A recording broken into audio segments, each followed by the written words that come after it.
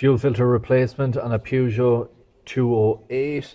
This is a 2015 model, so just under the bulkhead here you can see where the fuel filter is actually located. So these pipes will have to be removed, these electrical connectors will have to be removed, and there is securing bolts that goes down through that needs to be taken out, as you can see in there. So the first thing I'm going to do is start to remove these items here. So I'm going to take off the pipes. They are all marked on this one, so I can't go wrong. If you're unsure, it's always good just to put a dot and mark them in case any of the actual fittings are the same width. So I will remove this, back off this electrical connector here, and back this off here as well. So the first clip I'm going to remove is this one, and what you want to do is get a small flat screwdriver, lift that part of it up, and then you will be pushing down on this and pulling back. So you push down and pull back, and then that one is removed. For this one here, it's just simply push down and pull back. And this one in the corner here is the same. Push down and pull back. So them three pipes are off. This connection here is this little tab in the corner. I don't know if you can see that. Shine the light down there. There, you can see it there now. I just lifted that tab up and then pulled back, and that one is removed. And then lastly, it's this connector here, and to remove this one here, again it's the flat screwdriver, and you're pushing down in that area and then pulling back. You push down, which puts a clip up, lifts it over that prong there, and it's out. So we now have all them items removed from the top, which exposes the filter completely, and these bolts here, one there, is what's holding the complete filter and housing down. So that is the next thing that I'll be removing. Okay, so these two 8mm here are removed, and that allows the whole housing and filter to come up.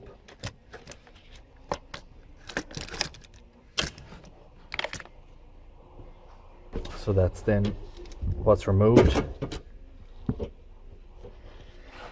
This is the filter part here, and this is the item that will be the housing cap, which will be taken away from it. And to do that, you have these torque heads straight down there, 1, 2 and 3. They're going to need to be removed right now.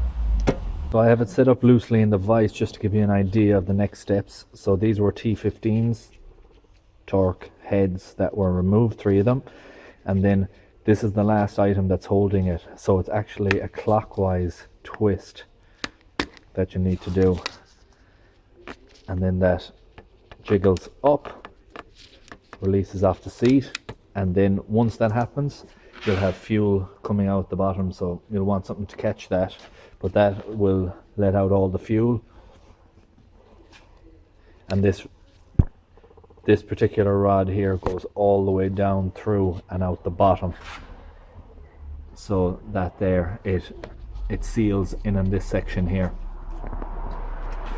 So I'm going to lift that up and then jiggle it. Be very gentle, you do not want to damage this rod whatsoever. So clockwise, lift that up off its seat and then pull the top filter housing out of position. So this is the filter top off now, and if you look under the bottom you can see the seal that will need to be replaced, and this here is the new filter that will be going into it. So just compare one filter to another, like for like, and make sure it's the correct one. The seal sits down in that area there, so you want to make sure that you remove the stuck seal. It usually gets stuck to the bottom off that one. And I'll just be switching one to the other now and putting the housing back down, and I'll show you that in a second. So I have the new filter positioned here, sealed down, and then that is the rod that you want to make sure goes down correctly.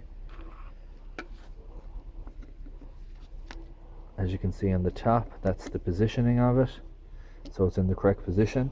Now it's just a matter of making sure that this rod here gets jiggled around and pushed down into its seated position, which is down at the bottom of the filter. And once that's the case, the whole housing will start to sit right. Then you turn it anti-clockwise to lock it in, and you tighten down them T15s again.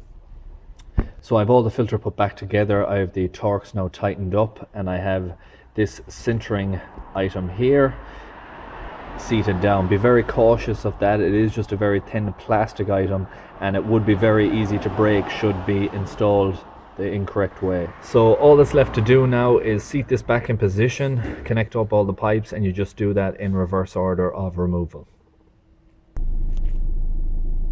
So as you can hear, the car is now running, the fuel filter is all put back in, and everything is now functioning okay. The only thing I've left to do with this particular car is just reset the service light, and it will be done.